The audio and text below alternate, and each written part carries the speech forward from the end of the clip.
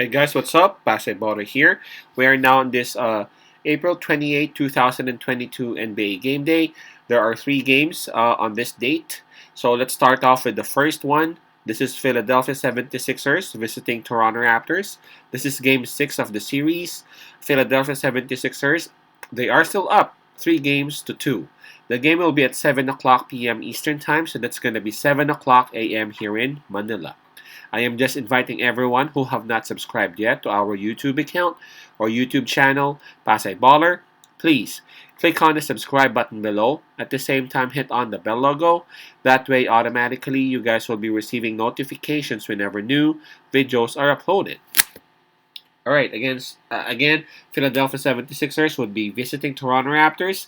Toronto Raptors, obviously, they got the home court advantage, but not only that, after winning back-to-back and forcing a Game 6 of this series, we have to admit Toronto Raptors now got the momentum, now got the confidence approaching Game 6.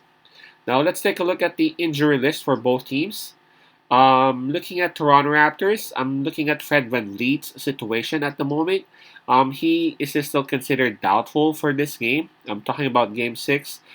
We just need to keep an eye on the development of Fred VanVleet, but right now, again, he is listed as doubtful. For Philadelphia 76ers, it's the same list. Thibault and Bassie are both out for Game 6. So let's take a look at the, where is it? Hold on. I'm sorry. I thought I had the spread right here now, but I think I closed it. But here we go. Okay, well, it opened up with Philadelphia having a -2 spread. As we speak, it went down a bit. It is at -1.5. Okay, here we go. This is gonna be tough, and this is gonna be crazy, man. Philadelphia 76ers dominating the series 3 games to nothing. And then Toronto Raptors coming back. And again, we are now at game 6. Toronto Raptors, if ever they would win this, they would be forcing game 7. It's going to be scary for sure for Philadelphia 76ers if that'll happen. That's why I'm thinking, of course, Toronto Raptors will give it, will give their all to because it's a do or die situation for them. But for Philadelphia 76ers, they gotta give their all as well, man. But because if they would allow Toronto Raptors to win yet again, even though Game 7 will be at their home court at Philadelphia, man, I don't know. For me, the the momentum and the confidence of Toronto Raptors will be oozing by then. They will be very hard to stop. What happened in Game 5 as to why Toronto Raptors won is that they made some changes on their lineup. They actually had a huge lineup, a huge starting 5. At the same time, they had off the bench players who are also big, tall, big, and it made the life of Philadelphia 76ers players difficult, man. Embiid, he scored less than his average. He only had 20 points. But not only that, the entire Philadelphia 76ers team, they got beat by Toronto Raptors in terms of rebounding. And as we always know, when we were still in high school or in college, we always hear them. We always hear this from our coaches.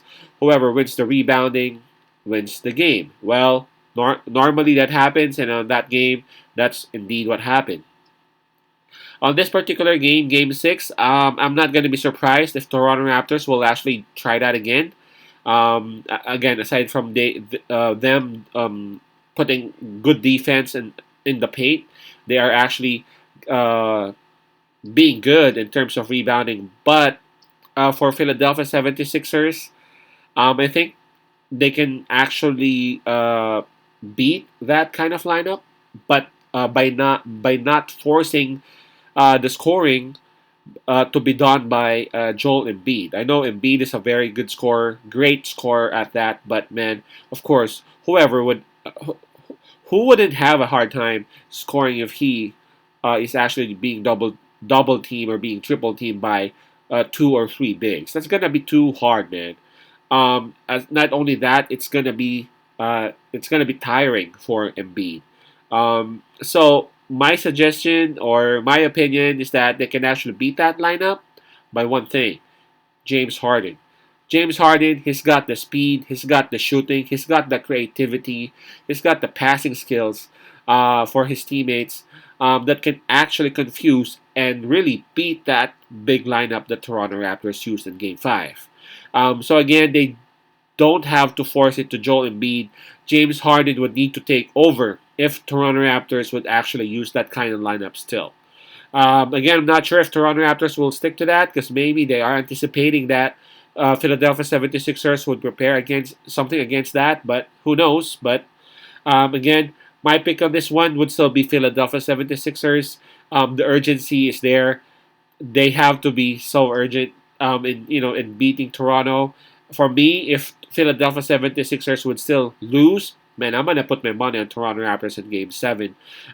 So I really feel like Philadelphia 76ers would also give their all on this, even though it's not do or die for them. But it's like virtually it is. Number two, again, the lineup of Toronto Raptors is something that it's not unbeatable. They got James Harden, and James Harden can actually do that. And number three, simply, Philadelphia 76ers, they are still the better team. I mean, no matter what you say, they are superior. They just have to stay composed, understand that they are the better team. They went 3-0 not because of fluke or whatever. So they just got to go out there and finish the series. My pick on this one would be Philadelphia minus 1.5. Sixers minus 1.5. Peace out. Pass I love and God bless.